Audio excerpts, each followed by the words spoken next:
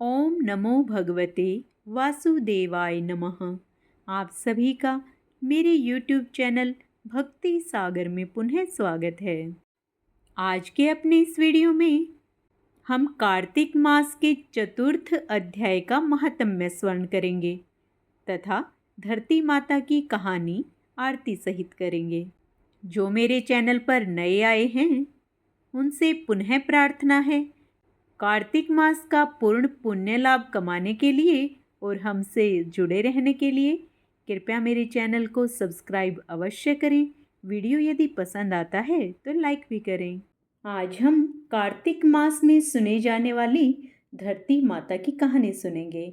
एक माँ थी, उसके एक बेटी व एक बेटा, दोनों छोटे छोटे थे। माँ गरीब थी, वह मजदूरी करके अपना गुजारा चलाती थी। धीरे धीरे बच्चे बड़े होने लगे, बेटी शादी के योग्य होने लगी। माँ बूढ़ी हो गई। माँ ने बेटे से कहा, बेटा तेरी बहन बड़ी हो गई है, अतः तुम्हारे जैसा घर वर देखकर उसकी शादी करना। ऐसा कहकर माँ तो कुछ दिनों में मर गई। भाई गांव गांव घूमा, लेकिन बहन के योग्य कोई वर नहीं मिला। वह घूम घूम कर थक गया। बैठे बैठे उसने सोचा कि मैं ही इससे शादी कर लूं। ऐसा सोचकर 2 चुंदड़ी और सामान लाया। बहन ने कहा, यह सब सामान क्यों लाया है भाई? भाई बोला, तेरी शादी है। मोहल्ले वालों ने बहन से कहा कि तुम्हारा भाई ही तुमसे शादी कर रहा है। बहन ने भाई से पूछा, मेरी शादी किससे कर रहे हो? भाई कुछ नहीं बोला तो बहन समझ गई। उसने एक लोटा लिया, चुंदड़ी ली और चप्पल पहनकर जंगल में रवाना हुई। गाय के ग्वालों ने पूछा, वन में क्यों जा रही हो? वह कुछ नहीं बोली। वन में जाकर धरती माँ को पुकारने लगी। बोली, हे माँ, तू ही मेरी लाज रखना, नहीं तो अन्याय हो जाएगा। मैं क्या करूं? मुझे अपनी गोद में ले लो, नहीं तो यहाँ पर मर जाऊंगी। धरती माँ फटी तो बहन ने एक तरफ लोटा, चुंदड़ी, चप्पल रख दी और वह धरती में जाने लगी। इतने में दौड़ता हुआ भाई वन में आया और ग्वालों से पूछा कि उसकी बहन किस तरफ गई। ग्वालों ने कहा, तेरी बहन इधर गई है। वह बहन बहन पुकारता हुआ दौड़ा तो बहन धरती माँ के अंदर समा रही थी। थोड़े बाल बाहर दिख रहे थे। उसने बहन के बाल मुट्ठी में पकड़े और रोने लगा। बहन, तू सत के लिए धरती माँ की गोद में समा गई। मेरी बुद्धि भ्रष्ट हो गई थी। माँ का वचन निभाने के लिए मेरे जैसा कोई वर नहीं मिला, इसलिए ऐसा विचार आया। पर धरती माँ ने सत्य के लिए बेटी को अपने में समा लिया। जो बाल बाहर थे वे दूब हो गए। इसलिए औरतें कहानी सुनती हैं और लोटा, चप्पल, चुंदड़ी, एक बर्तन में हरे मूंग, एक लड्डू कुंवारी कन्या को देंगी, उसको धरती माता सुखी रखेगी। कार्तिक मास व्रत कथा के चौथे अध्याय में नारद जी बोले, ऐसा कहकर विष्णु भगवान मछली के समान रूप धारण कर विंध्यवासी कश्यप ऋषि की अंजलि में आ पहुंचे। कश्यप ऋषि ने दया करके उन्हें अपने कमंडल में रख लिया। जब वह उनके कमंडल में ना समा सके तब उन्हें कुएं में डाल दिया। जब उसमें भी वह मछली ना समा सकी तब उसे तालाब में फेंक दिया, और जब तालाब में भी न समा सकी तब उसे समुद्र में डाल दिया। वहां भी वह बढ़ने लगी। इसके उपरांत उस नारायण रूपी मत्स्य ने शंखासुर को मारा। तत्पश्चात उस शंख को हाथ में लेकर बद्री कारण्य में आ पहुंचे।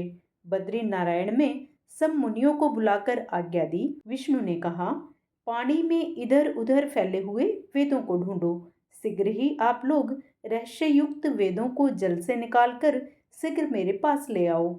इतने काल तक मैं देवताओं के साथ प्रयाग में ठहरा हूँ। राजा पृथु से नारद जी ने कहा। उसके पश्चात अपने तपोबल से समस्त ऋषियों ने यज्ञ बीजों के सहित सब वेद मंत्रों को ढूंढ निकाला। उन वेदों में से जो जो भाग जिस जिस मुनि को मिला वह भाग उस मुनि का हो गया। तत्पश्चात हे राजन, उसी दिन से उस भाग के ही वे ऋषि कहलाए। सब वेदों को लेकर मुनिगण प्रयाग में आए और ब्रह्मा को उन लोगों ने सब वेद समर्पित कर दिए। सब वेदों को पाकर ब्रह्मा बड़े प्रसन्न हुए। तुरंत ही उन्होंने देवता तथा ऋषियों के साथ अश्वमेध यज्ञ किया। यज्ञ के अंत में देवता, गंधर्व, यक्ष, नाग और गुह्यंक गण विष्णु को भूमि में दंडवत करके प्रार्थना करने लगे। देवगणों ने कहा, हे देव, हे जगन्नाथ, हे प्रभु, हम लोगों की प्रार्थना सुनिए। हम लोगों के हर्ष का समय है, इससे आप हमें वरदान दीजिए। उस स्थान में नष्ट हुए वेद पुनः ब्रह्मा को मिले। हे लक्ष्मीपते, आपकी अनुकंपा से हम लोगों को यज्ञ का भाग भी यहाँ मिला है, इसलिए यह स्थान आपके प्रसाद से आज से पृथ्वी भर में सर्वप्रधान, पुण्य को बढ़ाने वाला, मुक्ति और भुक्ति को देने वाला होगा।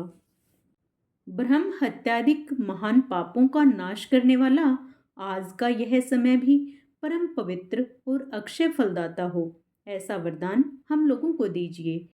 श्री विष्णु भगवान ने कहा, आप लोगों ने जो कुछ कहा वही हमारा भी ध्येय है। जैसा आप लोगों ने मुझसे कहा है वैसा ही यह ब्रह्म अक्षेत्र जगत प्रसिद्ध होगा। सूर्यवंश में उत्पन्न राजा भगीरथ गंगा जी को यहाँ पर लाएंगे और गंगा जी का सूर्य पुत्री यमुना जी के साथ यहाँ पर संगम होगा। आप लोगों तथा समस्त ब्रह्मादिक देवताओं के साथ मैं भी यहीं पर रहूँगा और यह स्थल तीर्थराज के नाम से प्रसिद्ध होगा। यज्ञ, दान, व्रत, हवन, जप और पूजादिक कृत्य यहाँ पर सदा अनंत फल देने वाले और मोक्षदायी होंगे। 7 जन्मों के लिए हुए ब्रह्मादिक महापाप भी इस तीर्थराज के दर्शन मात्र से ही उसी क्षण खत्म हो जाएंगे। जो बुद्धिमान मनुष्य मेरे सन्निकट तीर्थराज में शरीर त्याग करेंगे वे मेरे ही शरीर में मिल जाएंगे, फिर उनका पुनर्जन्म नहीं होगा। जो प्राणी यहाँ अपने पितरों के उद्देश्य से श्राद्ध करेंगे उनके पितृ साक्षात मेरे समान रूप वाले हो जाएंगे। यह समय भी समस्त प्राणियों को महापुण्य फल देने वाला होगा। जो लोग इस तीर्थराज में मकर राशि के सूर्य यानी माघ महीने में स्नान करेंगे उनके समस्त पाप विनष्ट हो जाएंगे। मकर की संक्रांति होने पर माघ मास में प्रातःकाल स्नान करने वालों के केवल दर्शन मात्र से सब पाप विनष्ट हो जाते हैं। जैसे सूर्य के तेज से अंधकार का नाश हो जाता है।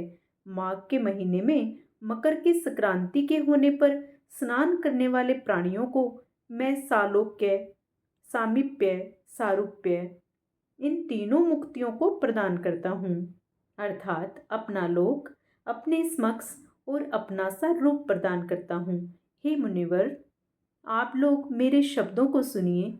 मैं सर्वत्र रहता हुआ सर्वदा बद्रिकारण्य में निवास करता हूँ।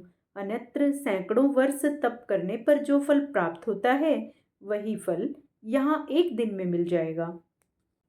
श्री सूत जी बोले कि इस तरह विष्णु भगवान उन सब देवताओं से कहकर ब्रह्मा जी के साथ ही अंतर्ध्यान हो गए और इंद्रादि देवगण भी अपने अंशों को वहीं छोड़कर अंतर्ध्यान हो गए। जो कोई प्राणी इसे शुद्ध मन से सुनेंगे और सुनाएंगे वे तीर्थराज प्रयाग और बद्रिकारण्य जाने के समान फल को प्राप्त होंगे। कार्तिक मास का चतुर्थ अध्याय समाप्त हुआ। अब हम धरती माता की आरती करेंगे। ओम जय धरती माता, मैया जय धरती माता, तुमरी माटी चंदन माँ जन मानस गाता। ओम जय धरती माता, तुम पर खेले कूदे चहल पहल रहती, नर पशु खग सब की माँ भार तुम्ही सहती।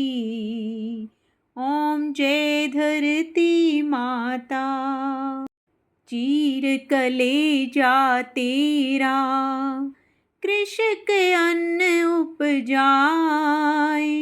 महल झोपड़ी बनते माँ तनिक ना कुलाए। ओम जय धरती माता, गर्भ से तेरे पानी माँ सबको मिलता,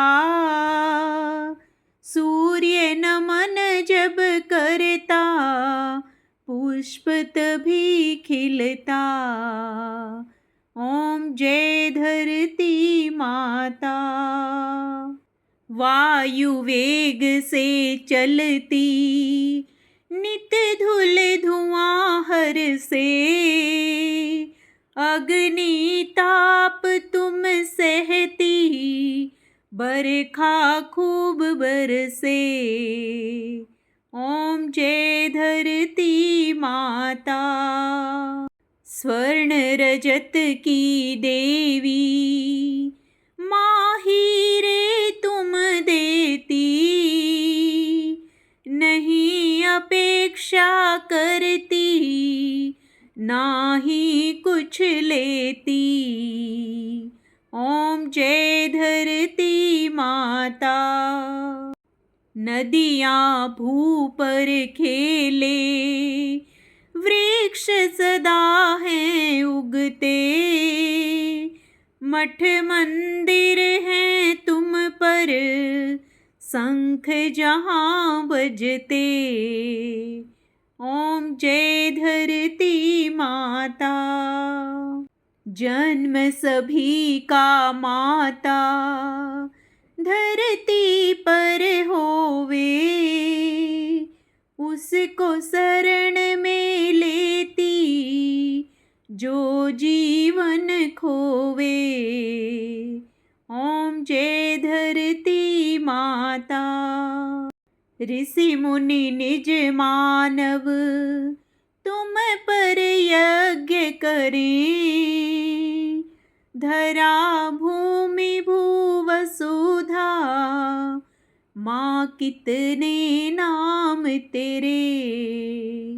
ओम जय धरती माता। धरती माँ की आरती, जो मन से गावे। भूमिहीन नहीं होता, सुख संपत्ति पावे। ओम जय धरती माता। स्वर्ग नरक धरती पर, दुनिया माँ बोले।